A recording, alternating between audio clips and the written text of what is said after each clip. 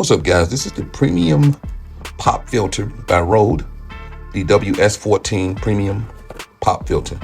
This pop filter here is to cover the mic, the Rode mic. As you can see, they come in multiple colors, and this particular one, I got a black one here.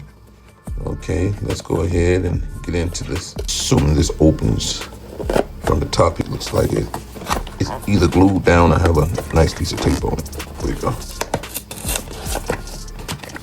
Again, we got the Rode WS14 pop filter, and as you can see, it's almost shaped like the Rode PodMic.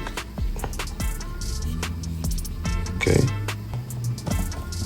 What we're gonna do, we're gonna bring in the PodMic and then take the old one off.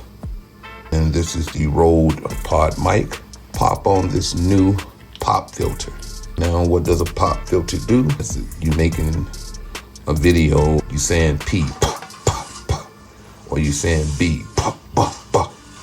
Okay, and this is how you slide this on. You just take it and you slide it right on here like that. You can see it has the Rode branding on it.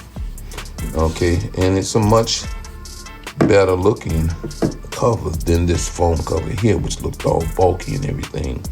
So this cost $29. You can get it from Amazon.